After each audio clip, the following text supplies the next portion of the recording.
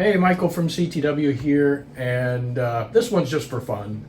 We had a customer call, email, text. There's so many different ways, but basically they ran a shock on one of their dynos, and then they ran it on their EMMA, and they were just massively confused. Why don't they match? What's going on? Help me, Obi-Wan. We get that a lot. So as always, we say, send us the data file. They send us the data file, and right away it doesn't look crazy different, but yet it does.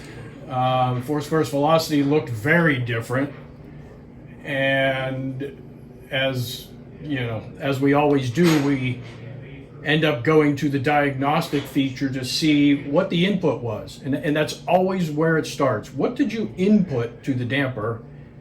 And if it's the same across every dyno or every system, then the output being different means something else is going on. So again, the first thing we did is do a diagnostic to see. And if we do right-click diagnostic on the first one, you can see, okay, well, that's a sine wave. That's what a sine wave looks like in time. So there's your displacement. It starts at the bottom. That's top dead center. A nice sine wave. Okay, that seems normal. Okay, let's go look at the other one. Get rid of that. Look at the other one, and we right-click on it. And I already suspected that one was a crank dyno, one was an EMMA. But create diagnostic, and whoa, look at that. So the answer showed up pretty quickly once we did that. So we can see the original one, and I'm sorry, they're both the same color. The original one was a sine wave, but you can see the red one for the second file, the one run on the EMMA. Well, that's a triangle wave. That's the difference between running a crank dyno as a sine wave and running a triangle wave input.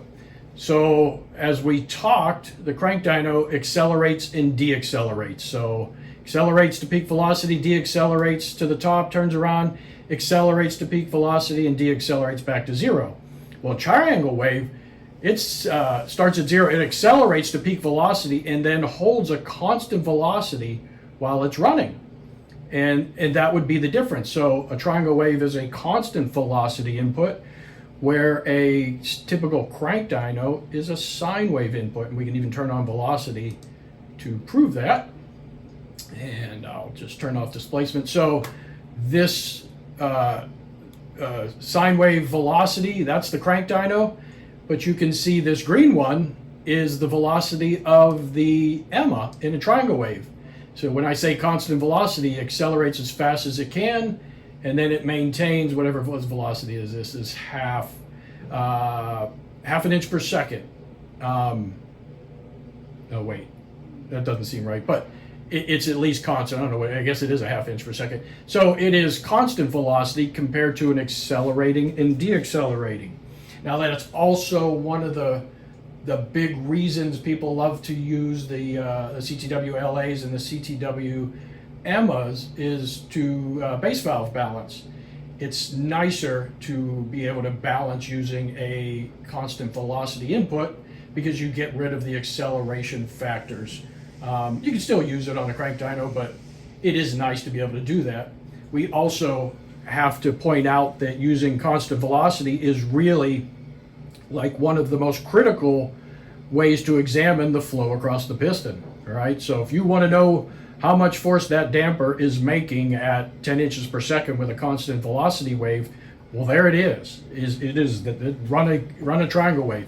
Again, you can't do that on the crank dyno, but you can do that on our linear actuators. So when we go back to look at force versus displacement, you can guess that the triangle wave is the dark blue one, and it looks more square, right? So basically bottom dead center, the triangle wave, it accelerated to the peak velocity and then held it constant. So the force across there is pretty constant, and then it slows back down at top dead center, accelerates and does a constant velocity in the opposite direction.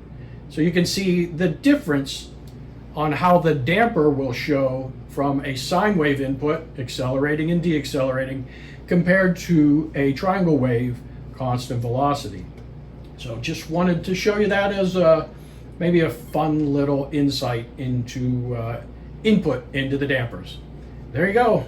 Thank you for watching. If you have any questions or comments, contact us using the information in the video description.